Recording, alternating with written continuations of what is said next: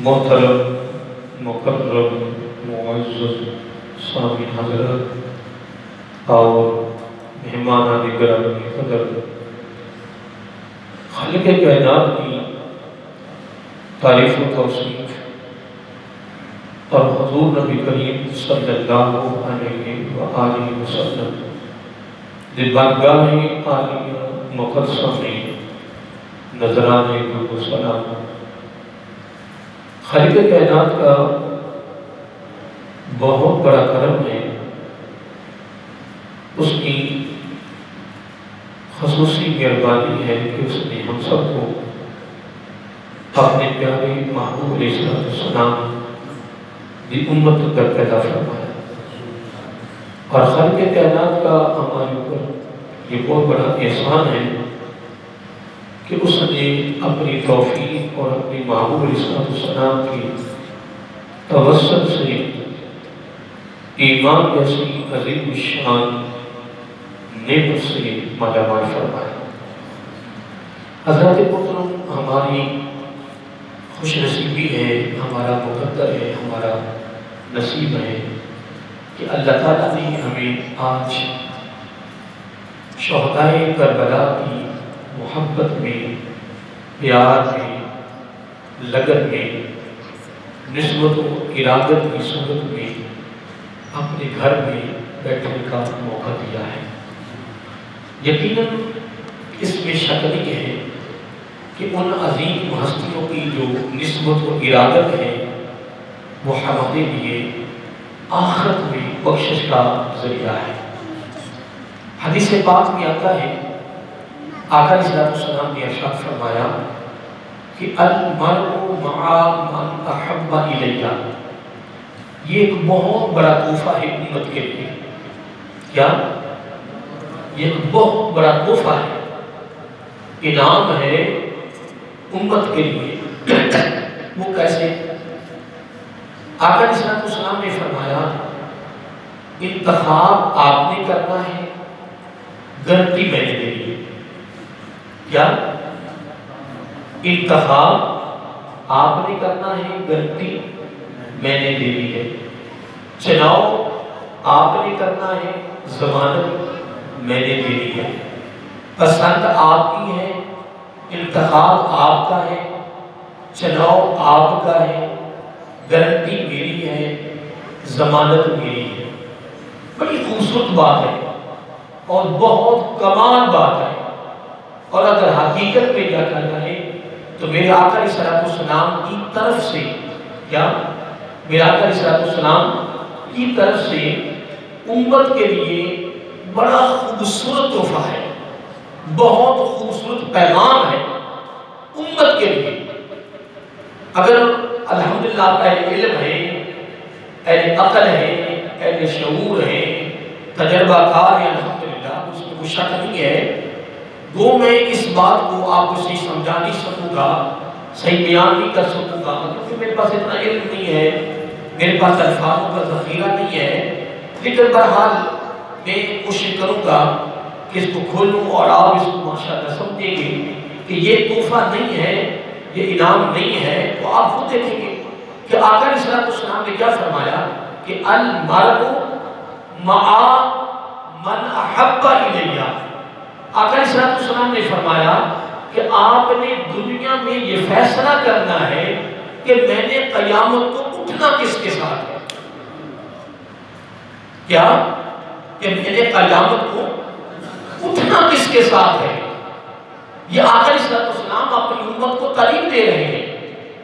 آقا علیہ السلام اور حضرت انس بن مالک رضی اللہ تعالیٰ فرماتے ہیں، جس دن آقا علیہ السلام نے یہ ارشاد فرمایا، اس دن سے قبل اتنی کبھی خوشی نہیں ہوئی جتنی اس دن ہوئی تھی، اور اس کے بعد بھی نہیں ہو۔ کیونکہ ایک صحابی ہے، آگے عرض کرتے ہیں یا رسول اللہ صلی اللہ علیہ وآلہ وسلم، قیامت کب آئے گی؟ کیا؟ قیامت کب آئے گی؟ تو آقا علیہ السلام نے فرمایا آپ نے قیامت کے لیے تیاری کیا کر رکھی ہے؟ جبکہ الحمدللہ ہر صحابی کے پاس قیامت کی تیاری تھی، اور تیاری ہونے کے باوجود ان کی آنکھوں میں آنسو نہیں ہوتے تھے، وہ روتے رہتے تھے۔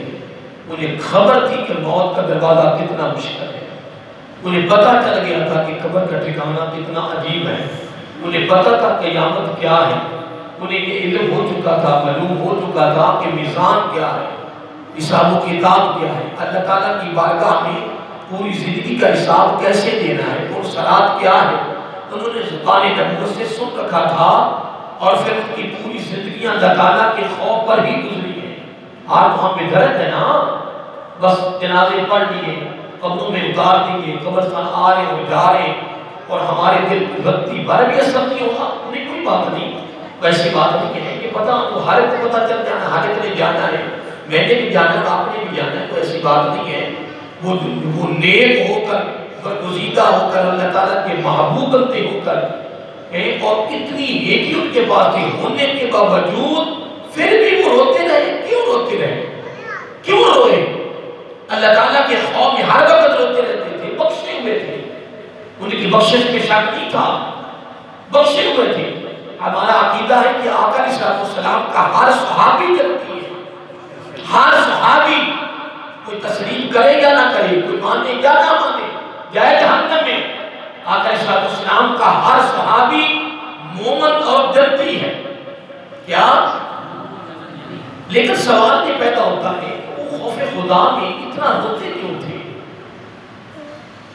میں نے بڑے لوگوں سے پوچھا ہے کہ مجھے بتائیں مسلم اتنا کیوں روئے ہیں؟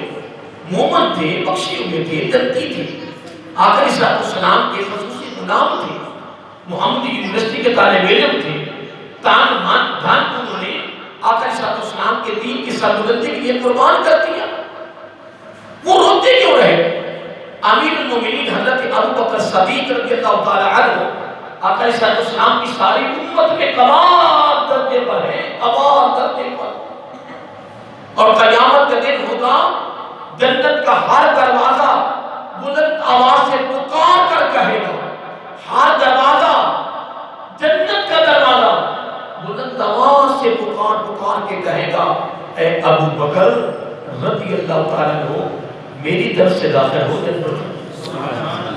یہ قیامت کا منظر ہوگا، یہ قیامت کا نقشہ ہے، یہ قیامت کا حال ہوگا کہ جنت کا ہر دروازہ آقا علیہ السلام کے اس صحابی کو، اس غلام کو پکار کر کہے کہ میری طرف سے داخل ہوگا۔ اور آقا علیہ السلام نے کیا فرمایا کہ میں نے ہر صحابی کے احسان کا بدلہ دے دیا ہے، اٹھا دیا ہے، چکا دیا ہے، لیکن حضرت ابو بکر صدیق کا درجہ میں نے نہیں اٹھایا، جب یہ اٹھا سکتے تھے، لیکن اس میں بہت بڑا راز ہے، اس میں بہت بڑی حکمت ہے، کیونکہ لا یخلو فعل الحکیم عن حکمت، اللہ تعالیٰ اس کے محبوب علیہ السلام کا کوئی فعل، کوئی کام، کوئی قول، کوئی فرمان حکمت سے خالی نہیں ہے، وہ حکمت پر مبنی تھے۔ الحمدللہ آقا علیہ السلام نے کیوں فرمایا؟ فرمایا میں نے ہر ایک صحابی کا احسان کا بدلہ بولیے دے دیا ہے، لیکن ابو بکر صدیق رضی اللہ کا بدلہ میں نے نہیں دیا، قیامت کو اللہ تعالیٰ دے گا۔ اور خدا کی عظمت کی قسم، میرے پاس الفاظ نہیں ہے کہ میں اس کو کتنا کھولوں، خدا کی قسم اس کو راز، اس میں حکمت کمال درجے کی ہے، پورا میدان حشر بھرا ہوگا، ساری کائنات وہاں ہوگی، ساری دنیا وہاں ہوگی، پھر اللہ تعالیٰ جب براہ راست ابو بکر صدیق رضی اللہ تعالیٰ کو بدلہ دے گا، پھر دنیا دیکھے گی کہ مقام و مرتبہ کیا ہے۔ یہ بڑا راز ہے، بہت بڑی حکمت ہے، اس حکمت کو کون سمجھ سکے؟ یہ تو قیامت کا جب نقشہ سامنے ہوگا نا، تو حضرت ابو بکر صدیق رضی اللہ تعالیٰ درجے، فضیلتیں، مقام و مرتبے جب مل رہے ہوں گے ان کو، تو پھر لوگوں کو پتہ چلے گا۔ تو محترم بات یہ ہے کہ میں نے کوئی حضرت ابو بکر صدیق رضی اللہ تعالیٰ کے تو میں نے فضائل بنا کے بیان نہیں کرنا، میں تو مثال دے رہا ہوں نا۔ لیکن محترم یہ اتنا روتے تھے، اتنا روتے تھے، رو رو کر اللہ تعالیٰ کے خوف سے ان کا رنگ زرد ہو گیا، پتلے دبلے پتلے ہو گئے، کمزور ہو گئے۔ اور آقا علیہ السلام یہاں تک فرماتے تھے کہ لوگوں اگر کسی نے زندہ کیا زندہ مردہ دیکھنا ہو زمین پر چلتا ہوا تو وہ میرے ابو بکر کو دیکھا۔ جملے پہ غور کریں، مردہ بھی ہو اور وہ بھی زندہ اور چلے زمین پر، ہے بھی مردہ اور ہے بھی زندہ، تو آقا علیہ الصلوۃ والسلام زمین پر چلتے دیکھنا ہو تو میرے ابو بکر کو دیکھ دو۔ لیکن آپ کس مخاطب ہیں؟ نہیں ہم کس مخاطب ہیں؟ ہم کہیں کہ بس ٹھیک ہے نکل جائیں گے، بس ساتہ ہو کے تجویزمہ ہو کے سارا کچھ ہو گیا۔ محترم ایسی بات نہیں ہے، یہ اللہ کا گھر جو ہے نا یہ حقیقت ہے، یہ حقیقت ہے، یہ مغالطہ نہیں ہے کہ یہ مسجد کیا ہے، کیوں بنی ہے، کس لیے بنی ہے؟ کہ گھروں میں سوتے رہو، گھروں میں آرام کرو، اذانیں ہو رہی ہیں جناب گھر میں آرام کرو، بس کماؤ کہ کھاؤ کہ سو دو، بعد میں نکل کے دیکھو نا دن رات کما رہے ہیں، دن رات کما رہے ہیں، میں کہ کماؤ، انشاءاللہ تمہیں گھر میں کسی نے رہنے نہیں دینا۔ ہاں جی کبھی کبھار آ کے مسجد کی جو چارپائی ہے نا اس کو ہاتھ لگایا کرو، اس کو دیکھا کرو، زیارت کیا کرو، تختے کی زیارت کیا کرو، جن کی خاطر تو دن رات کما کما کما کما کے مر گیا، جو ہی تیری موت کا وقت آیا، ہاں جی کب جنازہ ہے جی، کب جنازہ ہے جی، کب جنازہ ہے جی، اب جنازے کے بارے میں کچھ نہیں ہو، گھر والے کہتے جلدی نکاح کے بچے بھوکے بیٹھے کو کھانا کھلانا ہے۔ پہلے وقت ہوتا تھا کہ گاؤں کے اندر فوتگی ہو جاتی تھی نا تو پورے گاؤں میں کوئی کھانا نہیں پکاتا تھا، ڈرتے تھے یار پتہ نہ چل جائے، بچوں کو پوشیدہ کھانا دیتے تھے۔ آج کل تو لوئی اتر گئی ہے نا، وہ شرم و حیا اتر گیا ہے نا، وہ تو جب اسی جگہ ڈیگے پک رہی اسی جگہ پہ ادھر ہی ڈیگے پک رہی ہوتی، وہ کہتے نہیں کھانا کھا کے جانا جی، اور کئی تو جنازے میں شریک بھی نہیں ہوتے، وہ کھانے کے انتظام میں لگے ہوتے ہیں۔ کس حدیث میں لکھا ہوا ہے کہ تم کھانے کے انتظام میں اور جنازے میں شرکت نہ کرو؟ کہاں لکھا ہوا ہے؟ یہ سب نظام آپ نے خود بنا دیے۔ محترم مغالطے میں نہ جاؤ، قرآن حقیقت ہے، ایمان حقیقت ہے، روزہ حقیقت ہے، میدان کربلا حقیقت تھی، میدان بدر حقیقت ہے، غزوہ احد حقیقت ہے، 70 نہیں 80 85، ایک حدیث میں آتا ہے 70، ایک میں آتا ہے 80، ایک میں آتا ہے 85، اتنے غزوات میں نبی پاک علیہ السلام خود بنفس نبی شریک ہوئے ہیں، شریک ہوئے، خود نبی پاک شریک ہوئے ہیں، صحابہ کرام نے قربانیاں دی ہیں، میدانوں کے اندر جنگوں کے اندر ندیاں بہی ہیں خون کی، وہ حقیقت تھی۔ تو کہتا میں گھر بیٹھے شاید کچھ ہو جاؤں، نہیں ایسا نہیں محترم، ایسا نہیں، بالکل مغالطے میں نہ جاؤ، میں تمہیں خود مغالطے میں نہیں رہنے دے رہا، میں تمہیں پیغام دے رہا ہوں کہ دوستو حقیقت ہے۔ کئی لوگوں کو دیکھتا ہے بس وہ دنیا بھی کما رہا ہے، رات کو بھی کما رہا ہے، جا رہا ہے آ رہا ہے، اگر جاتا رہے گا آتا رہے گا انشاءاللہ چادریں دھوئی ہیں تیرے لیے۔ تیسری وہ عرفی ہوتی کہ لوگ اوپر دستار رکھ دیتے ہیں کہ اوپر وہ کیا کرتے ہیں ٹوپی رکھ دیتے ہیں، میں اللہ کے بندو صرف چادریں تھی اس سنت ہے، کیا تم نے اپنا عشق اٹھا رکھا ہے، ٹوپی رکھ دو گی اوپر دستار باندھ دو گی، یہ کہاں کا عشق ہے؟ عشق وہی ہے کہ جو میرے آقا کی سنت ہے، بس میرے باتیں ہوتی ہیں، میں درمیان میں پیغام بھی آپ کو دے گا نا، ہاں سنت میں ہی عشق ہے، سنت میں ہی کامیابی ہے، سنت میں ہی بہتری ہے، سنت میں ہی رب کی رضا ہے، سنت میں ہی بخشش ہے، سنت کے اندر سارا کچھ ہے۔ بات یہ نہیں ہے اگر کسی ماں کا بچہ گم ہو گیا نا، کیا میں نے کیا کہا ہے، کسی ماں کا بچہ گم ہو جائے نا تو اس سے جب پوچھو نا اس کی حالت کیا ہوتی ہے، اس سے پوچھو اس ماں سے اس کی کفیت کیا ہوتی ہے۔ میدان کربلا کوئی عجیب لوگوں نے کیا سمجھ رکھا ہے کہ حضرت امام حسین رضی اللہ تعالیٰ عنہ کی جب نظروں کے سامنے جب ان کے بیٹے اور بھتیجے شہید ہو رہے تھے تو وہ انسان نہیں تھے؟ ہم انسان ہیں، ہمیں اپنی اولاد سے پیار ہے، ان کو اولاد سے پیار نہیں تھا؟ کیا امام علی مقام رضی اللہ تعالیٰ کے دل میں کوئی اثر نہیں ہونا تھا؟ جب حضرت علی اکبر رضی اللہ تعالیٰ 18 سال کے نوجوان گئے تھے اور حضرت علی اکبر رضی اللہ تعالیٰ عنہ ہو نبی پاک تھی، ہو 19-20 کا فرق نہیں تھا۔ آج کی بات ہم پوچھ کے کہتے ہیں کتابوں میں لکھ دیتے ہیں کہ دو شہزادوں کی لڑائی تھی، ظالموں کے تمہارا انصاف ہے کہ تم امام حسن امام حسین کے مقابلے میں یزید کو تم شہزادہ کہو، یہ تمہاری بدبختی بدنصیبی ہے۔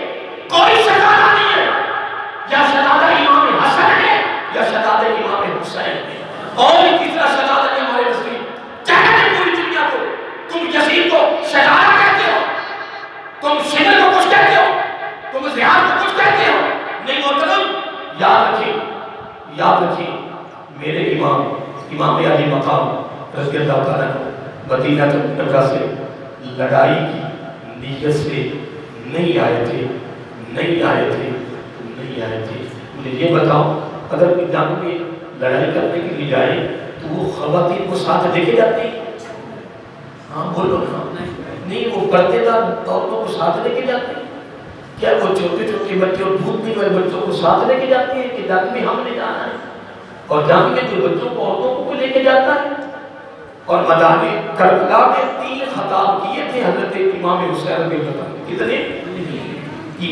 آج تو لوگ کہتے ہیں نا اور فلاں علامہ صاحب جب تقریر کرتے ہیں نا تو لوگوں کی جناب آنکھوں میں آنسو آ جاتے ہیں. دوسرا کہتا نہیں آپ کو پتہ نہیں فلاں علامہ صاحب کو تقریر کرتے ہیں روح کے کھڑے ہو جاتے ہیں. تیسرا کہتا نہیں جناب تو نے فلاں علامہ کو سمجھ نہیں، جب وہ بیان کرتے ہیں دیواریں اتنا بیٹھ ہو جاتی ہیں. ایک تعریفی ہوتی ہے، انداز ہوتی ہے. مجھے آپ یہ بتاؤ کہ جو نبی پاک کی گود میں پلے ہیں ان کی آواز کس طرح سنی؟ یا جن کی زبان نبی پاک نے خود چوسی ہے، یا مجھے یہ بتاؤ کہ ان کے بولنے میں، ان کے الفاظوں میں، ان کے کلمات میں، ان کی گفتگو میں، ان کے خطاب کے اندر کتنا سوچ ہوگا. اور میرے آقا کے قدموں پہ سواری کرنے والا جب بولنا ہوگا بدانے کربلا میں، تو کیا بدانے کربلا کی مٹی بھی اس پر اثر نہیں ہوا ہوگا؟ لیکن مطلب ایک بات ذہن میں رکھنے دل کی تختی میں، وہ میرے ساتھ آپ تعید کریں گے کہ نہیں کریں گے؟ جب دنیا کی دولت کا نشہ چڑھتا ہے نا، دنیا کی دولت کا نشہ چڑھتا ہے نا، الدنیا لطیفہ و طالبها کلاب، دنیا مردار ہے اس کا طالب کتا ہے. میں نہیں کہہ رہا، تیرے اور میرے نبی نے فرمایا صلی اللہ علیہ وسلم، آج دنیا مردار ہے، طالب اس کا بولو بولتے کیوں؟ میں تمہاری بات کر رہا ہوں، نہیں میں تمہیں کہہ رہا ہوں. میں فرمانے علی شان سنا رہا ہوں کہ دنیا مردار ہے اس کا طالب کتا ہے. کتا کون ہے؟ ہر کتا نہیں ہے. نبیوں نے تجارتیں نہیں کی، صحابہ نے تجارتیں نہیں کی، کاروبار نہیں کیا، صحابہ نے کاروبار نہیں کیا. آج کاروبار نہیں ہو رہے، کاروبار کے بغیر تو گزارا نہیں ہے. مسجد کا بل وہ دنیا بھر حکومت معاف نہیں کر رہی ہے. اور میں تو کئی مرتبہ ہاتھ کھڑے کروانے ہیں کہ چلو مسجدوں کے بل معاف نہ کرو، چلو ٹیکسی معاف کر دو.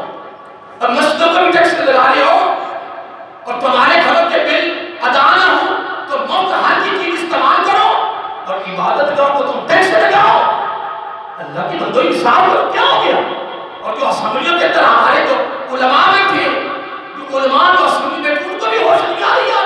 چل بہرحال اس بات کو چھوڑیے، پیسے کے بغیر گزارا کہ ہے یار، دین کا نظام بغیر پیسے کے نہیں چلتا ہے تو دنیا کا نظام کیسے چلے گا؟ اس کے بغیر گزارا نہیں ہے. لیکن آقا علیہ السلام نے فرمایا کہ دنیا مردار ہے اور اس کا طالب کتا ہے. وہ کتا کس کو کہا ہے؟ یہ کون کتا کس کو؟ ہارے کو نہیں کہا. صحابہ کرام رضوان اجمعین بڑی بڑی تجارت کرتے تھے. اس زمانے میں کوئی تاجر تھا، بڑی دولت تھی، بڑی تجارت تھی، لیکن وہ دولت اللہ تعالیٰ کی بارگاہ میں جھکنے میں رکاوٹ نہیں ہونے دی. ہاں جی، طالب کون ہے؟ یہ کتا کس کو کہا ہے؟ بےایمانی، فرار، سود، رشوت، لوٹ مار، اس کو کہا ہے کتا. یہ کتا ہے جو ایسے معاملات کر رہا ہے کہ نہ نماز، نہ کوئی روزہ، نہ کوئی تلاوت، نہ کوئی مسجد، نہ کوئی دینداری، کوئی بس کما رہا ہے، کھا رہا ہے. نہیں، ایسی بات نہیں ہے. اگر میری بات سمجھ میں نہیں ہے تو کسی آدمی دین کے پاس بیٹھ جاؤ تو میرے پاس علم نہیں ہے. کسی بڑے آدمی دین کے پاس پہنچ جب مولانا صاحب ہم وہاں سے ایک بات سن کے آئے ہیں، اس کے بارے میں کوئی تشریح تو کرو. کیا آقا علیہ السلام نے فرمایا دنیا مردار اس کا طالب کتا ہے، کوئی تشریح تو کرو. کوئی بڑا آدمی دین آپ کی تشریح کر دے گا. میری علم کی بات ہے، میں نے آپ کو بتا دیے نا. امام علی مقام رضی اللہ تعالیٰ میدان کربلا میں تھے نا. کیا تھے؟ میدان. تو جب آپ کا صاحبزادہ حضرت علی اکبر رضی اللہ تعالیٰ عنہ جب میدان میں نکلے نا تو کوفیوں کو پتا چلا کہ کوئی شاہ سوار آ رہا. پتا چلا 18 سال کے نوجوان تھے، 18 سال کے. اور میں پڑھ رہا تھا کہ زلفیں اتنی پیاری لگتی تھی، داڑھی اتر رہی تھی. اور ایسے لگتے جس طرح نبی پاک علیہ السلام آئے۔ تمام اہل علم میں لکھا ہے کہ آپ کی شکل و صورت نبی پاک جیسی تھی، اتنی خوبصورت تھی، اتنی حسن جمال کے پیکر تھے۔ یار اولاد ملا کر کے یعنی بیٹی کی ہو تو پھر خوبصورت نہ ہو، پھر حسن نہ ہو، پھر دبدبا نہ ہو، روب نہ ہو۔ حضرت علی اکبر رضی اللہ تعالیٰ عنہ یا کن کے بیٹے ہیں؟ حضرت امام حسین رضی اللہ تعالیٰ عنہ کی بیٹی ہیں۔ میں کہتا ہوں اس ماں سے تو پوچھو نا کہ جس کا بیٹا یا جس کی بیٹی گم ہو گئی ہے نا، یہ اس سے پوچھو نا اس کی حالت کیا ہوتی ہے۔ اور کئیوں کو میں نے خود اپنی آنکھوں میں دیکھا ہے، اپنی آنکھوں سے دیکھا ہے کئیوں کہ جناب دوپٹے اترے ہوتے ہیں، قیمت پائی در اعلان ہوتا تو میں نے منظر دیکھی، دوپٹہ اترا ساتھ سے جوتا بھی نہیں ہے، اعلان کرو میرے بیٹا کو ہو گیا، میری بیٹی کو ہو گیا، اعلان کرو اعلان کرو۔ یہ مامتا کا پیار ہے نا اپنی خدا سے، نا بولو نا، پیار ہے نا کیا؟ تو کیا امام علی مقام رضی اللہ تعالیٰ اپنی بیٹوں سے پیار نہیں تھا؟ بڑا پیار تھا۔ 3 خطاب کیے میدان کربلا میں، کتنے؟ 3 خطاب۔ اور جب امام علی مقام خطاب کر رہے تھے نا، ایک عجیب منظر تھا۔ لیکن میں ایک بات پہلے کی تھی، آپ کو یاد ہے کہ نہیں، کہ جب دنیا کی دولت کا نشہ چڑھتا ہے نا بندے کو، پھر ہوش نہیں آتی کہ یہ میری امی ہے، یہ میرا ابا ہے، یہ میرا استاد ہے، یہ فلاں ہے، یہ امام حسین ہے، یہ عبداللہ بن زبیر ہے، یہ عبداللہ بن عمر ہے، یہ اللہ کا ولی ہے، یہ علی کے دین ہے۔ نا نا نا نا، توبہ توبہ، دنیا کی دولت کا نشہ چڑھ نہ جائے، پھر اس کو اپنی ذات کے علاوہ کوئی نظر ہی نہیں آتا، کوئی نہیں نظر آتا۔ اللہ تعالیٰ یہ نشہ کسی کو نہ چاہے۔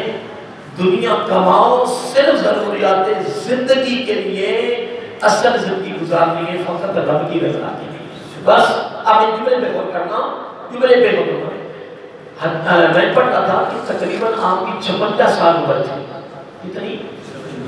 کی حضرت امام حسین رضی اللہ عنہ کتنی؟ 54 سال بھی لکھی ہے، 55 سال بھی لکھی ہے۔ اتنی عمر تھی، ایک بار بھی سفید نہیں تھا، نہ زلفوں میں اور نہ داڑھی والے میں ایک بار بھی سفید نہیں تھا۔ میں ایک واقعہ سنا تھا، یہ بھائی پھر سے آگے نا ایک نہر سلیمان کی گزرتی ہے، بھائی پھر سے آگے گزرو نا، ٹھیک نا، ہیڈ بنڈوں کی سے وہ نہر نکلتی ہے تو بڑی گہری ہے، بہت گہری ہے۔ تو وہاں 3 تھے، 2 بیٹے تھے اور ایک باپ تھا، 2 بیٹے تھے اور ایک باپ۔ تو بجری کا ٹرک لے کر گئے، تو ایک بیٹا اور باپ اتر کے نیچے گئے، دوسرا بیٹا اس کو موڑ رہا ہے ٹرک۔ تو ایک ٹرک کا جو ٹائر تھا نا وہ تھوڑا سا نیچے چلا گیا، تو ٹرک تو بجری سے بھرا ہوا تھا، تو نیچے کیا تھا؟ نہر تھی، بس تھوڑا سا ہوا ہے، بس پھر وہ ٹرک ایسے جا رہا ہے۔ یہ سچا واقعہ ہے، کیا؟ یہ سچا واقعہ ہے، سچا واقعہ ہے کہ ٹائر کیا؟ ٹائر نیچے جا رہا ہے اور اب ٹرک ٹھہرنا نہیں، کیا ٹھہر جائے گا؟ ٹرک ٹھہرے گا نہیں، کیوں؟ کہ اس نے نیچے جانا ہی جانا ہے، سمجھنا مشکل تھا۔ لیکن وہ بیٹا جو نیچے کھڑا تھا وہ خود کہہ رہا ہے کہ میرے باپ کی داڑھی مکمل سیاہ تھی۔ کہتا ہے کہ جب میں اپنے باپ کی طرف دیکھ رہا تھا نا، ٹرک نیچے جا رہا تھا، میرے باپ کی داڑھی سفید ہو گئی تھی۔ جب غم آتا ہے نا، جب غم، تو غم کے بارے میں کوئی بیان نہیں کر سکتا کہ غم کیا ہے، یہ اسی کو پتا ہے جس کو غم ہے، دوسرے کو کیا ہے؟ یہ اسی کو پتا ہے کہ سر کا درد کیا ہوتا ہے، دوسرا تسلی دے سکتا ہے، دبا سکتا ہے، دوائی دے سکتا ہے، اس کو یہ پتا کہ سر کا درد کتنا تکلیف دہ ہے، کتنا تکلیف دہ ہے، اسے دوسرے کو نہیں پتا۔ میں بات کر رہا تھا، وہ کہہ رہا ہے کہ ٹرک نیچے چلا گیا، ٹرک بھی گیا، بیٹا بھی گیا، میرے باپ کی داڑھی مکمل سفید ہو گئی۔ کس میں؟ غم میں۔ کیوں؟ کیوں؟ بیٹے کی محبت تھی، بیٹے کے غم میں اس کی داڑھی سفید ہو گئی، ساری ہو گئی۔ تو یہ بیٹے کی محبت تھی. تو کیا امام عالی مقام کے دل میں وہ انسان نہیں تھے؟ کیا ان کے دل میں اپنے گھر والوں کی محبت نہ تھی؟ آج ہم فقط واقعہ کربلا سن لیا تو رو لیا تو بڑا کچھ کر لیا. نہیں محترم، امام علی مقام رضی اللہ تعالیٰ عنہ کا جب یہ صاحبزادہ حضرت علی اکبر نکلے نا، سوار ہوئے، تو حضرت زینب رضی اللہ تعالیٰ عنہ کہتی ہے کہ میرے بھائی کا ایک بال بھی سفید نہیں تھا. حضرت علی اکبر رضی اللہ تعالیٰ جب نکلے پھر تلوار لے کر، پھر کسی کی جرأت نہ ہوئی کے قریب آئے، پھر آپ نے دوسروں کو چیلنج کیا، للکارا، اور آپ کے حسن کو دے کر، اور آپ کے چہرے پہ دبدبا رعب تھا، حسن تھا، حسن جمال تھا. جب نکلے تو دوسری کی جرأت نہ ہوئی کہ کوئی نزدیک آئے. سینکڑوں نہیں تھے، ہزاروں کھڑے تھے اور سامان سے لیس تھے، تلواریں تھی، تیر کمان تھے اور بڑے بڑے لیس ہو کر کھڑے تھے ہزاروں کی تعداد میں. پھر آپ نے مکمل مقابلہ کیا. کرتے کرتے جب شدت کی پیاس لگی پھر باہر واپس آئے. کہنے لگے ابا جان صرف تھوڑا سا پانی مل جائے تو کوفی ایک نہیں رہے گا، ایک بھی نہیں رہے گا، صرف پانی تھوڑا سا مل جائے. تو امام علی مقام رضی اللہ عنہ کی زبان نکال کے دے دی. کہنے لگے میری زبان کو چوس لو، بس اسی میں جو پانی مل سکتا ہے نہیں ہے، گھر میں تو کوئی خون پانی کا بھی نہیں ہے. اور وہ تمہاری باپ بھی تھوڑی سی وہ زبان چوسی، چوس کے دوبارہ پھر جناب آپ نے مقابلہ کیا. لیکن کب تک کر سکتے تھے؟ یہ تو اس کو پتہ نہیں جس کو شدت کی پیاس لگی اس کی کیفیت کیا ہوتی ہے نا. اگر کسی کو ہوش نہ لائے ہو نا، اس کے چہرے پہ پانی کے چھٹے مارے جاتے ہیں. کسی کو ہوش میں لانا، اس کے منہ میں پانی ڈالا جاتا ہے. یہ پانی کا خاصہ ہے کہ بندے کے اندر ایک طاقت پیدا کرتا ہے. کیا کرتا ہے؟ طاقت پیدا کرتا ہے. تو جب آپ دوبارہ گئے اس وقت بھی آپ کی داڑھی مبارک اس کی امام علی مقام کی سیاہ تھی، ایک بار بھی سفید نہیں تھا. کیا؟ تو جب آپ وہاں شہید ہوئے تو کوفیوں نے کہا اٹھاؤ اپنے بیٹے کو. تو حضرت زینب کہتی ہے رضی اللہ تعالیٰ عنہا کہ جب میرا بھائی اپنے بیٹے کی لاش کو اٹھانے جا رہے تھے ایک بار بھی سفید نہیں تھا. اور جب بیٹے نوجوان لاش کو اٹھا کر واپس لا رہے تھے تو میں ڈر گئی کہ کوئی غیر آدمی تو نہیں آ رہا، میرے ہمارے خیموں کی طرف کوئی غیر تو نہیں آ رہا. ڈر گئی. گئے تو سارے بات سیاہ تھے اور جب واپس آ رہے تو ایک بار بھی سیاہ نہ تھا. ڈر ہم ان کے دل میں بھی تھا، لیکن خدا کی عظمت کی قسم یہ سارا منظر، یہ سارا جو کچھ ہو رہا تھا نا، یہ سارا کا سارا رب کی رضا کے لیے ہو رہا تھا. یہ ساری کی ساری قربانیاں رب کی رضا کے لیے ہو رہی تھی. محترم آپ ان کا ہمارے اوپر احسان ہے، ہمارے اوپر احسان ہے. اس لیے تو میرے آقا علیہ السلام نے بڑا خوبصورت ارشاد فرمایا خیرکم خیرکم من اہلی من بعدی. حضرت ابو ہریرہ کے راوی رضی اللہ تعالیٰ عنہ فرمایا خیرکم خیرکم من اہلی من بعدی. فرمایا میرے جانے کے بعد، میرے وصال کے بعد قیامت تک میری امت میں سے پتہ بہتر کون ہے؟ بہتر کون ہے؟ بہتر کون ہے؟ اس کو زبان نبوت نے فرما دیا بہتر ہے، وہی بہتر ہے. کوئی جگیردار بہتر نہیں ہے، کوئی سرمایہ دار بہتر نہیں ہے، کوئی وزیر بہتر نہیں ہے، کوئی بہت بڑا امیر بہتر نہیں ہے. بہتر آقا علیہ السلام نے کس کو فرمایا؟ سنو، فرمایا من اہلی من بعدی، میرے بعد جو میرے گھر والوں کے لیے بہتر ہے وہ بہتر ہے. جو میرے گھر والوں کے لیے بہتر ہے وہ بہتر ہے. خدا کی قسم سید کے اندر خون مصطفیٰ ہے صلی اللہ علیہ وسلم. میں نے تو حقیقت اس واقعے کو جب سے پڑھا ہے نا عجیب کفیت ہو جاتی ہے. امام یوسف بن اسماعیل نبہانی رحمۃ اللہ تعالیٰ ایک عرب امارات میں بہت بڑے امام گزرے ہیں. وہ اپنی کتاب میں واقعہ لکھتے ہیں کہ بغداد شریف میں ایک بہت بڑی محفل ہوتی تھی. آقا علیہ السلام کی اہل بیت کے بڑا عاشق تھا، وہ بڑا امیر آدمی تھا. تو وہ ہر سال ایک محفل کرتا تھا. اب بس ختم کرنے لگا. وہ محفل کرتا تھا تو ایک بہت بڑا اجتماع ہوتا. تو اسٹیج پر ایک بڑا پڑھ لکھا اہل علم وہ بیٹھا ہوا تھا. ऊपर एक आपने स्टेज बनाया हुआ था, वो एक सैयद शहजादा था, उसको खुसूसी दावत होती, वो शहजादा जब आया तो आपने उसको उसके ऊपर बैठाया, तो वो जो अहले इल्म था ना, क्या अहले इल्म था यार, उसका इल्म कहती।